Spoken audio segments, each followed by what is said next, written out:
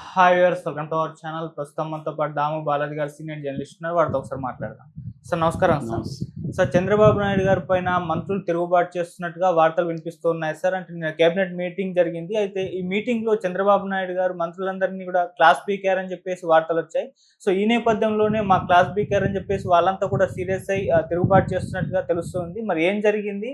ఎందుకు చంద్రబాబు నాయుడు గారు సీరియస్ అయ్యారు? మరి మంత్రులు ఎందుకు తిరుగుబాటు చేస్తున్నారు? నిన్న కేబినెట్ మీటింగ్ జరిగింది. ఈ మీటింగ్కి పవన్ కళ్యాణ్ రాలేదు, ఆయనకి ఆరోగ్యం బాగాలేదని. సో ఈ మీటింగ్ జరిగిన తర్వాత ఒక వార్త ఇప్పుడు వైరల్ అవుతుంది. అదేంటంటే ప్రత్యేకంగా చంద్రబాబు మంత్రులకి క్లాస్ పీకాడని చెప్తున్నారు. ఆల్రెడీ గత కొంతకాలంగా చంద్రబాబు ఎమ్మెల్యేలకు కూడా క్లాసులు పీకుతున్నాడు ఎక్కడికక్కడ. ఎందుకంటే 10 నెలల్లో ఎమ్మెల్యేల మీద తీవ్ర వ్యతిరేకత వచ్చింది. సో ఆ సందర్భంగా వాళ్ళు ఎమ్మెల్యే చేసే తప్పుల వల్ల ప్రభుత్వానికి ఇబ్బంది పడుతుంది. నేను లోకేష్ చాలా కష్టపడుతున్నాం రాష్ట్రాన్ని అభివృద్ధి చేయాలని, వీళ్ళ వల్ల మాకు ఇబ్బందులు వస్తున్నాయి అనేది చంద్రబాబుకున్న కోపం. అట్లాగే తెలుగుదేశాన్ని సపోర్ట్ చేసే మీడియా కూడా ఎక్కడికక్కడ స్థానికంగా ఎమ్మెల్యేలు ఏ రకంగా ప్రజల వనరులను దోచుకుంటున్నారు, ప్రజలకు ఇబ్బంది కలిగించే విధంగా వ్యవహరిస్తున్నారు, చాలా చోట్ల వైసీపీ నాయకులతో లోకల్ నాయకులతో కొమ్మక్కైపోయి వనరులు కావచ్చు, అంటే ఇసుక కావచ్చు, మద్యం కావచ్చు, గ్రావెల్ కావచ్చు, మైన్స్ కావచ్చు, ఇలాగ అక్కడ లోకల్గా ఏ వనరులు ఉంటే ఆ వనరులు, వాటితో పాటు కలెక్షన్స్, అంటే కింద మటన్ కొట్టు దగ్గర నుంచి వదిలిపెట్టలేదు. అందరు వ్యాపారస్తుల దగ్గర వాళ్ళు మామూలు కలెక్ట్ చేయడం జరుగుతుంది పెద్ద ఎత్తున. సో రియల్ ఎస్టేట్ కావచ్చు, ఇతర వ్యాపారాలు కావచ్చు, ఇవన్నీ పెద్ద ఎత్తున జరుగుతున్నాయి. దీన్ని అడ్డుకట్ట వేయకపోతే చంద్రబాబుకి ఇబ్బంది అవుతుంది. గతంలో కూడా 2019లో కూడా ఇదే జరిగింది. ఎమ్మెల్యేలు చేసిన అరాచకాల వల్లే చంద్రబాబు ఓడిపోయేటప్పుడు కూడా అని తెలుగుదేశం సపోర్ట్ చేసే మీడియానే మాట్లాడుతుంది. ఇప్పుడు కాంటెక్స్ట్ ఏంది? చంద్రబాబు మంత్రులను ఎందుకు తిట్టాడు, లేకపోతే మందలించాడా, ఏ భాష అన్నవాడినా మంత్రులను మాత్రం సీరియస్గా క్లాస్ పీకాడు. ఎందుకంటే ప్రధానంగా 2 కారణాలు. ఒకటి, ప్రజల్లోకి వెళ్ళి తమ చేసే గొప్ప పనులని ప్రజల్లోకి వివరించాలని ఆయన ఆ సందర్భంగా ఒక మాట వాడాడని కూడా వార్తలు వచ్చాయి. అదేంటంటే దేశంలోనే ఎక్కడా లేని విధంగా మనం సంక్షేమ కార్యక్రమాలు అమలు చేస్తున్నాం, దీన్ని మీరు ప్రజల్లోకి తీసుకెళ్ళాలని. ఆ మాట చెప్పినప్పుడు అందరూ మంత్రులు నవ్వినారని కూడా చెప్తున్నారు. ఎందుకంటే సంక్షేమ కార్యక్రమాలు ముఖ్యంగా సూపర్ 6 అసలు అమలే చేయలేదు ఈ ఇయర్. మా ఎవ్రీ చైల్డ్కి 15,000 ఇస్తామని ఇవ్వలేదు. రైతులకి రైతు భరోసా కింద 20,000 ఇస్తామని ఇవ్వలేదు. నిరుద్యోగ భృతి ఇవ్వలేదు. మహిళలకి 18 ఏళ్ళు నిండిన వాళ్ళకి 1,500 ఇస్తామని ఇవ్వలేదు. గ్యాస్ సిలిండర్ సరిగా అమలు కావట్లేదు. తర్వాత ఉచిత బస్సు లేదు. ఇవేవి లేకుండా దేశంలోనే ఈ సంక్షేమ కార్యక్రమాలు గొప్పగా అమలు చేస్తున్నాం చంద్రబాబు అంటే వీళ్ళు నవ్వారని. అదే కాకుండా చంద్రబాబే ఈ మధ్యకాలంలో ఖజానాలో డబ్బులు లేదు, నాకు చాలా చేయాలని ఉంది, అందుకే చేయలేకపోతున్నాను, ఆయన అనేకసార్లు చేతులు ఎత్తేసిన సందర్భం కనబడుతుంది. మరోవైపు ఎలక్ట్రిసిటీ బిల్లులు పెరిగాయి. ఈవెన్ హౌస్ ట్యాక్స్ కూడా గతంలో జగనే ఎక్కువ పెంచాడు, మేము వస్తే పెంచమని చెప్పారు.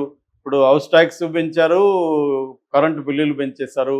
మిడిల్ క్లాస్ మీద ఎఫెక్ట్ అయింది, లోవర్ క్లాస్ మీద అయింది. అసలు డబ్బులు సర్క్యులేట్ అవ్వడమే మానేసింది. నెగిటివ్ జిఎస్టీ గ్రోత్లోకి వెళ్ళిపోయింది. ఇటువంటి కండిషన్లో చంద్రబాబు క్లాస్ బెక్కుతున్నాడు అనేది వాళ్ళకున్న ఆవేదన. రెండవ కారణం చంద్రబాబు క్లాస్ బెక్కడానికి, ఈ మధ్యకాలంలో జగన్ యాక్టివ్ అయ్యాడు, అగ్రెసివ్ అయ్యాడు, వైసీపీ వాళ్ళు అగ్రెసివ్ అయ్యారు. జగన్ అనేక విమర్శల్ని ముందుకు తీసుకొస్తున్నారు. ముఖ్యంగా ప్రధానంగా ఈ మధ్య 2 సంఘటనలు చోటు చేసుకున్నాయి. అది మతపరమైనవి. ఒకటేమో ప్రవీణ్ మరణం. ఆ ప్రవీణ్ మరణం మీద ఎప్పుడూ లేనంతగా ఈ ప్రభుత్వానికి వ్యతిరేకత ఒక వర్గం నుంచి, ముఖ్యంగా క్రిస్టియానిటీ నుంచి, దళితుల నుంచి వ్యతిరేకత వచ్చింది. ముఖ్యంగా పాస్టర్లు కావచ్చు, క్రిస్టియానిటీలో పెద్దలు కావచ్చు, హర్షకుమారు, కేఏ పాలు, బెన్నీలింగం, ఇలాంటి చాలామంది ఈ ఆయన ప్రవీణ్ మరణించిన విషయంలో ప్రభుత్వం కావాలని తప్పుడు సమాచారం అందిస్తుందని పెద్ద ఎత్తున విమర్శలు వస్తున్నాయి. ఈరోజు హైకోర్టులో కూడా పాల్ వాదిస్తున్నట్టుగా నిన్న వీడియో రిలీజ్ చేశాడు. సో ఈ విషయం మీద మంత్రులు ఎవరు కూడా గట్టిగా కౌంటర్ చేయలేకపోయారు అనేది చంద్రబాబుకున్న ఒక అసంతృప్తి. రెండవది తిరుమలకు సంబంధించి, తిరుమలలో ఈ మధ్య అనేక ఈ బిఆర్ నాయుడు వచ్చిన తర్వాత అనేక అపవిత్ర కార్యక్రమాలు జరుగుతున్నాయి. లడ్డు దగ్గర నుంచి ఆ తర్వాత అక్కడ తొక్కిసలాట్లో చనిపోయిన దగ్గర నుంచి మొన్న మద్యము అలాంటిది నాన్ వెజ్ మద్యం అక్కడ దొరికింది. తర్వాత ఆవులు వరుసగా చనిపోతున్నాయి. ఇలాంటి అనేక ఫ్లైట్లు అనేక సార్లు పైన వెళ్తున్నాయి.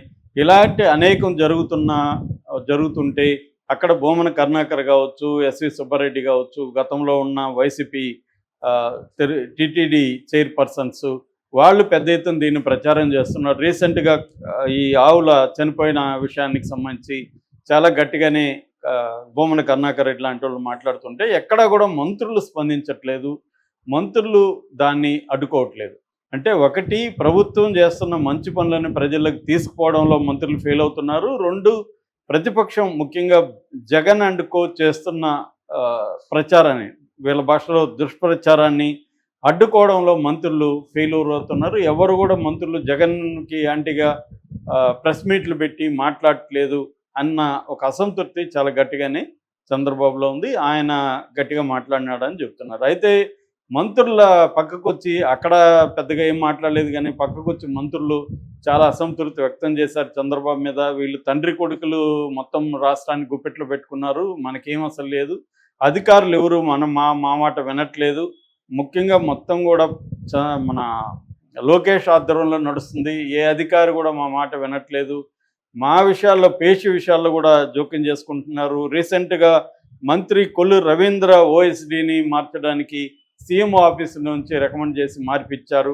ఇలాగ మంత్రుల పేషీలో, మంత్రుల దీంట్లో కూడా మంత్రుల మాట చెల్లుబాటు కావట్లేదు. సీఎంఓ ఆఫీస్ నుంచి లేదా లోకేష్ నుంచే కంట్రోల్ జరుగుతున్నాయి. సకల శాఖ మంత్రిగా లోకేషే బిహేవ్ చేస్తున్నాడు. ఇంకా మా మాట ఎవరు విన్నప్పుడు మేము ఎలా దీన్ని ప్రజల్లోకి వెళ్ళాలి అనేది నెంబర్ 1. నెంబర్ 2, అసలు సూపర్ 6 అమలే అనేది చేయకుండా మరోపక్క కరెంట్ ఛార్జీలు పెంచడం, ట్యాక్సులు పెంచడం, రైతుల విషయాన్ని పట్టించుకోవడం, ఆక్వా రైతుల ఆందోళన ఉంటే వాళ్ళని పట్టించుకోవడం, మిర్చి రైతుల ప్రాబ్లమ్స్ ఇవన్నీ ఉంటే మనం ఇప్పుడు జనంలోకి వెళ్ళి మాట్లాడితే మనల్ని నిలదీస్తూ ఉన్నారు జనాలు. మీరేం చేయలేదు 10 నెలలుగా, జగన్ పాలనే బెటర్ అంటున్నారు, మేము ఎలా మొఖాలు చూపించి వెళ్ళాలి అనేది వాళ్ళు ఆందోళన ఎక్స్ప్రెస్ చేసినట్టుగా తెలుస్తుంది.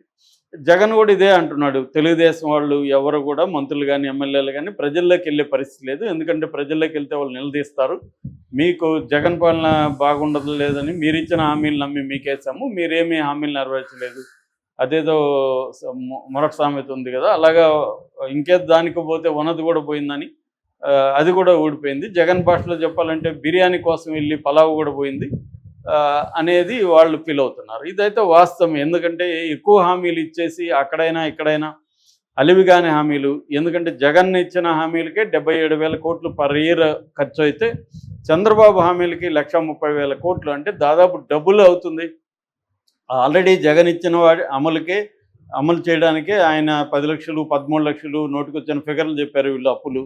మరి అలాంటి అప్పులు ఉన్నప్పుడు చంద్రబాబు ఏ ఉద్దేశంతో చెప్పాడు? సంపద సృష్టిస్తానని చెప్పేవాడు. ఇప్పుడేమో సంపద సృష్టి అనే మాట పక్కన పెట్టేసి ఖజానాలో డబ్బులు లేదని ఖజానాలో డబ్బులు లేదనేది అప్పుడు తెలియదా మీకు అనేది ఇవాళ విమర్శ బలంగా వస్తుంది. సో ఈ నేపథ్యంలో సర్వే కూడా ఒక సర్వే లీక్ అయింది. ఆ సర్వేలో 71 ఎమ్మెల్యేల మీద తీవ్ర వ్యతిరేకత ఉంది, ఇంకొక 30-40 ఎమ్మెల్యేల మీద కూడా వ్యతిరేకత ఉంది. అంటే ఈ 124 ఎమ్మెల్యేల్లో దాదాపు 80 మందికి పైన కొత్త వాళ్ళు, ఫస్ట్ టైం ఎమ్మెల్యేస్, వాళ్ళు చాలా కరప్ట్గా ఉన్నారని చెప్తున్నారు. ఎందుకంటే పార్టీ లాయల్టీ కానీ ఏమీ వాళ్ళకి లేదు, వాళ్ళు విపరీతంగా కరప్షన్లోకి వెళ్ళిపోయారని. ఈ మధ్య తెలుగుదేశానికి అనుకూలంగా ఉండే ఒక పోల్ మేనేజ్మెంట్ ఏజెన్సీ సోషల్ మీడియాలో ఒక పోస్ట్ పెట్టారు. అందులో ఏంటంటే తండ్రి కొడుకులు